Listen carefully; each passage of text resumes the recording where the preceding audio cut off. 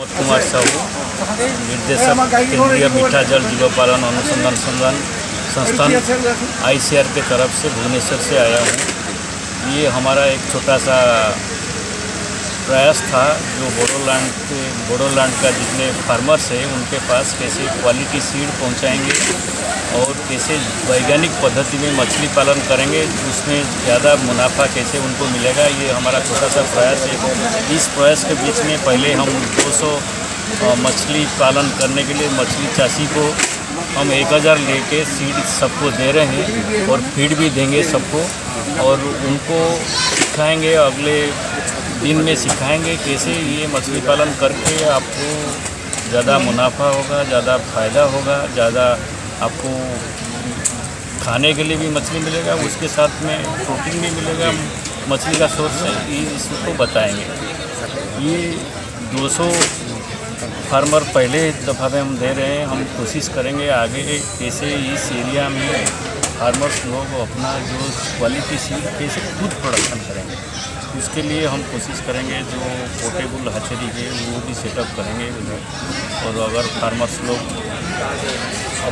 अपनाएंगे वैज्ञानिक तरीके के में ये जो पद्धति अपनाएंगे मछली पालन के लिए, खुद आगे बढ़ेंगे और देश भी आगे बढ़ेगा मछली पालन के। ठीक है, धन्यवाद। यहाँ पर आज के दिन जो उनको याद करते हुए ये जितने किसान लोग सब कुछ यहाँ पर आए हैं और यहाँ से एक ऐसा चीज़ शुरू हो रहा है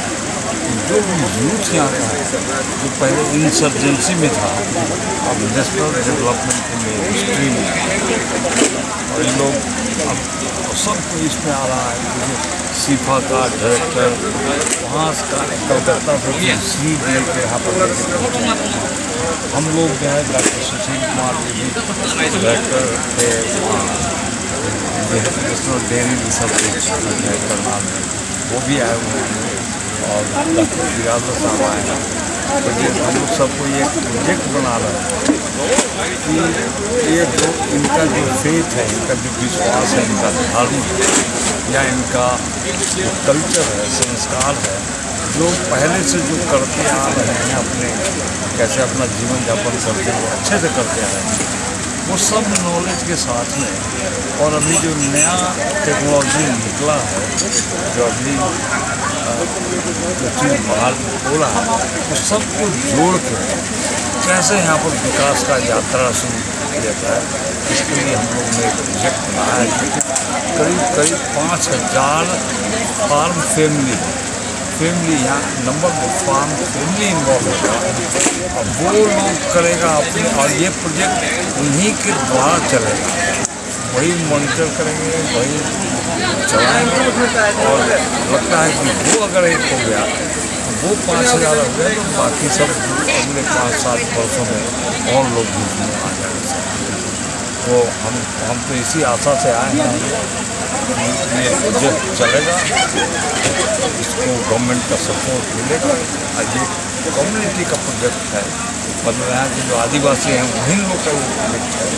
और वो चलाएंगे। फिर हम लोग देखने के लिए आएंगे तो हम लोग का भी थोड़ा सा जिंदगी बढ़ जाएगा 2-4 पैसा। सर, मछली उत्पादन करने के लिए साइंटिफिकली बहुत होना जरूरी है, तो इसलिए फार्मर लोगों को किस तरह से अभी तक जो होता है मछली वाला आता है तो मछली का बात कर लेते हैं और जो एक किसान है वो साधारण किसान है, वो खाली किसान मतलब खाली एग्रीकल्चर तो नहीं करता है, तो एग्रीकल्चर भी करता है, डिग्री भी करता है, डेयरी भी गाय भी पालता है, उसके बाद मछली का जो तालाब है मछली पालन भी करता है। हम लोग ऐसा कर रहे हैं कि एक चीज़ नहीं, वो सबको एक साथ पालेगा और एक का जो वेस्ट है दूसरे में यूज होगा, तो जिसके कारण खर्चा भी कम होगा। एक क्रॉप फेल से उसको कुछ बिगड़ेगा नहीं। 5 तरह का क्रॉप जा रहा है, एक अगर ख़राब भी हो तो 4 रहेगा, तो रिस्क उनका कम हो जाएगा, वो डेवलपमेंट यहाँ पर होगा। इसीलिए वो लोग बोलते हैं रेनबो डेवलपमेंट, सब मिला के उसी